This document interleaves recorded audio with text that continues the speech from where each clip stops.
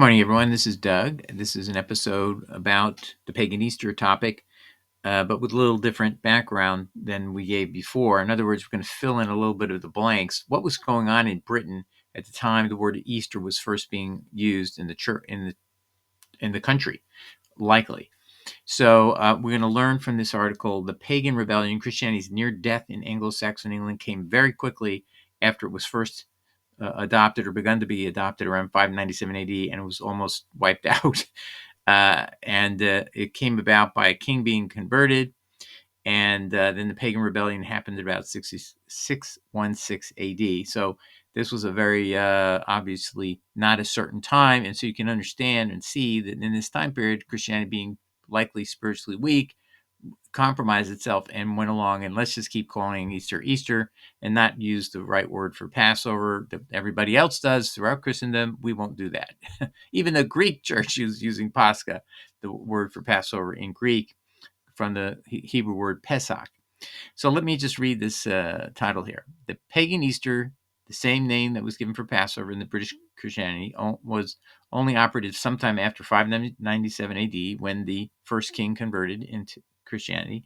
And yet England fell back in the Great Pagan Rebellion of 616 AD. So very shortly thereafter, they're already having bishops giving up, heading for the hills, and it's a total rout at the moment in that time period.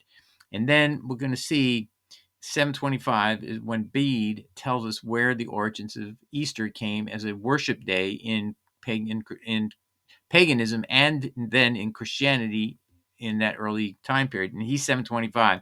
So the events where Christianity first really comes to England is, you'll see, will be 597 AD or thereafter, soon thereafter. So he's literally writing within 125 years or so of the first Christianity coming there and after the Pagan Rebellion. So he's telling you, in light of that, things that are not that shocking. So let's listen again what he says. Eostre, not Manat, Easter month, the month of Easter, the month that has this feast day called Easter, has a name which is now translated Paschal month. So Paschal meant Pascha, right? So it meant he even knows the word for Passover is different than Easter, but he's telling you we now call it the Paschal month, though. So apparently he's saying everybody really knows it's Passover, but we're going to go along with this pagan name because that we have pagans and they're dominating. And which was once called after a goddess of their name, Eostre. So there's no dispute why this name is called Easter. It's not named for any other reason. In whose honor feasts were celebrated in that month.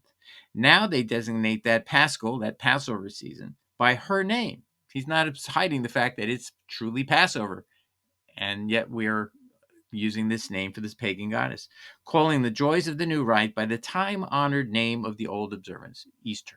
That's the time-honored name.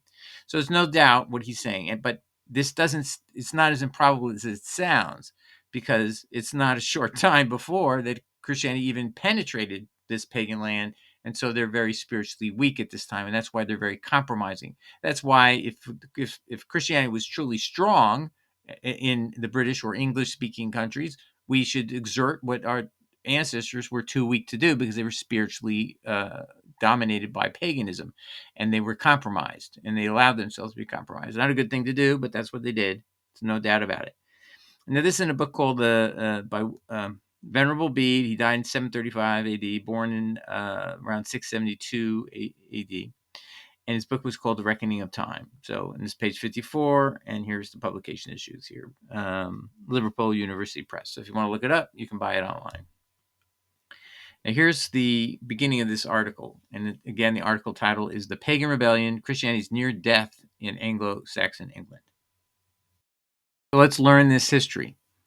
In the records of early Anglo-Saxon history, there's a fascinating tale that illustrates the precarious nature of Christianity's initial foothold in Britain. It's a story of conversion, rebellion, and near collapse that would shape the religious landscape of England for centuries to come. Our story begins in the late 6th century, that's the 500s, with King Ethelbert of Kent, the first Anglo-Saxon ruler to embrace Christianity. So therefore, there was no ruler who had introduced Christianity to the country. His conversion, brought about by the mission of Augustine, not the Augustine of the 400s, sent by Pope Gregory the Great in 597 AD, marked a significant milestone in the Christianization of England. For a time, it seemed as though the new faith had found firm ground in the island nation. But fate had other plans. In 616 AD, Ethelbert breathed his last, and with his passing, the fragile Christian order began to crumble. His son and successor, Eadbald, shocked the Christian world by not only refusing to embrace his father's faith, but also by marrying his own stepmother, a clear rejection of Christian teachings and a return to pagan customs. The rebellion against Christianity spread like wildfire. In Essex, the pagan sons of the late King Sebert took power and promptly expelled the Bishop of London when he refused to let them partake in communion without baptism. The Anglo-Saxon Chronicle records numerous such instances of pagan resurgence, painting a picture of a land teetering on the brink of complete religious reversal. The next heading, the Great Exodus and a Miraculous Intervention. As the pagan tide rose, even the staunchest Christian leaders began to waver. The Bishop of Rochester abandoned his post and fled to Francia. More alarmingly, Augustine's successor as Archbishop of Canterbury, Lawrence, was on the verge of following suit. It seemed that the Christian mission in Britain was doomed to failure barely 2 decades after its inception. But just when all hope seemed lost, a miraculous event occurred. According to the Venerable Bede, that's the gentleman I just was quoting from the book from, the green titled chapter book, St. Peter himself appeared to Archbishop Lawrence in a vision. So he had a vision of Peter coming down, not Jesus, but Peter coming down to talk to him, angrily exhorting him to stand his ground. This divine intervention apparently gave Lawrence the courage to remain in Britain and continue his work, becoming a turning point in this incredible history of faith and perseverance. The author continues, the legacy of the Pagan Rebellion. This tumultuous period in Anglo-Saxon history reveals much about the nature of religious conversion in early medieval Europe. It demonstrates how the initial spread of Christianity was heavily dependent on royal patronage and how pagan beliefs remained strong even after official conversion. The ease with which the new faith was abandoned when political circumstances changed shows just how foreign and tenuous Christianity's position was in those early years. And again, that reflects a spiritual lack of depth, a lack of spiritual life in England at that time towards Christian faith.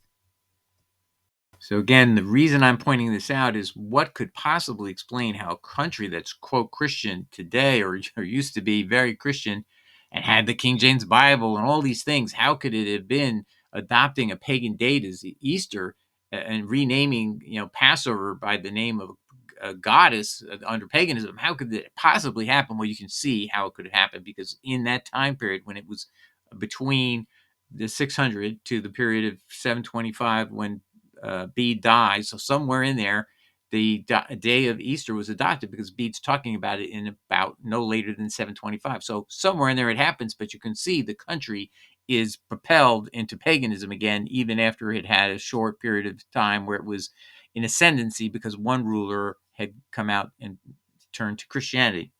All right, so that concludes this episode. Again, it's just to emphasize that when we learned that Easter had been adopted early in England, we don't mean like in the 300s or in the earlier than that. No, we're talking about in the 600s, and that means it was later than most people would assume. And then Bede is talking about it within 100 years and telling you where it came from. It came from uh, the goddess Easter, and that was how it was known, and that's why it was being continued to be in honor of her. Yet it was really the day for Christians to celebrate Passover, but we were going along and using this corrupt pagan date to identify what we're doing. Jesus said at the Passover dinner in Luke 22 says, "Do this in remembrance of me," and a Passover dinner in Judaism is under the law is you remember the events of the Exodus and other events in the history of Yahweh with his people. And then Jesus wanted his own work on the cross. So obviously, he's anticipating this, would be remembered on this very important holy day, not a day dedicated to a goddess named Easter.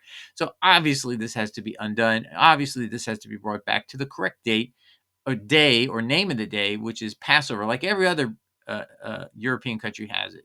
But the problem is then you have Constantine's corruption, which I've discussed elsewhere, where he changed the date from 14 Nisan between the evens, and he's changed it now to be a date that is linked to the spring equinox. Then the next Sunday after that, the day of the god of the sun. Another problem for why we shouldn't do it on that day, on what Constantine dictated. All right. Anyway, I hope that helps everyone get a better idea of where Easter came from. All right. God bless. Take care. Ciao.